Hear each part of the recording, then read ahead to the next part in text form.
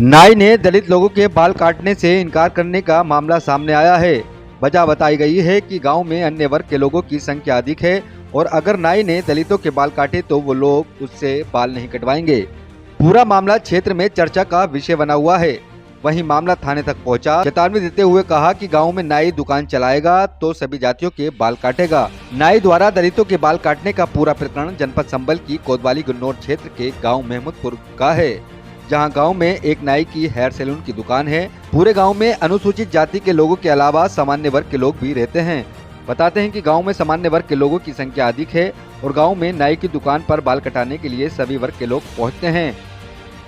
बताते हैं कि शुक्रवार को नाई की दुकान पर अनुसूचित जाति का एक व्यक्ति बाल कटाने पहुंचा तो नाई ने उसके बाल काटने से इनकार कर दिया, जिसके बाद उस व्यक्ति ने घर आकर अपने परिवार एवं बिरादरी के लोगों को सारी बात बताई, जिस पर सभी लोग एकत्र होकर नाई की दुकान पर पहुंच गए और नाई से पूछा कि उसने बाल क्यों नहीं काटे, जब नाई ने कोई संतोषजनक बात नहीं कही।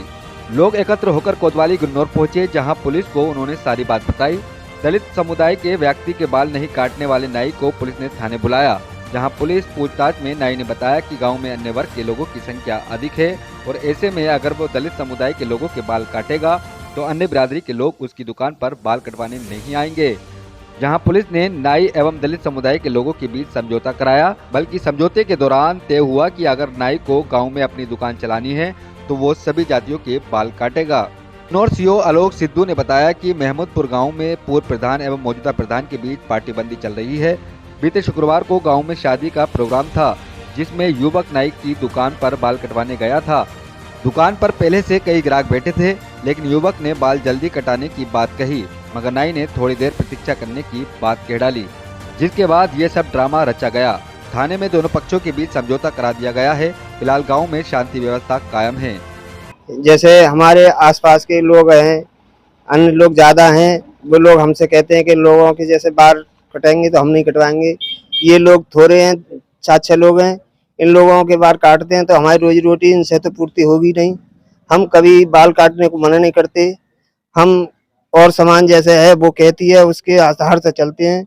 इसी वजह से हमारी दुकान बंद है। कोतवाल साहब ने ये कहा था कि भाई अगर दुकान चलाओगे तो सबका बाल काटोगे।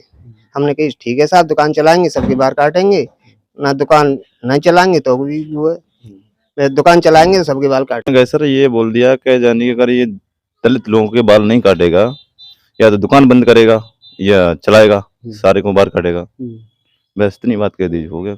उसने कहा था जानी कि अगर दुकान खोलूंगा तो काटूंगा, ताकि अगर दुकान नहीं काटूंगा तो नहीं काटूंगा। वो बिल्कुल कतई ना काटा तू, ऐसी के बाल ना काटा तू।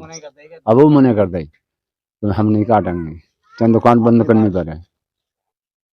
अच्छा, क्या मतलब हिंदू नाई हैं वो मतलब जाटव समाज के और ऐसी समाज के टोटल बाल काटने को मना करते हैं। बोले कि हम मतलब एससी वालों के बाल नहीं काटेंगे और जनरल ओबीसी हैं उनके काटने को तैयार रहते हैं। जातिगत भेदभाव रखते हैं वो लोग। तो फिर आपने क्या करा?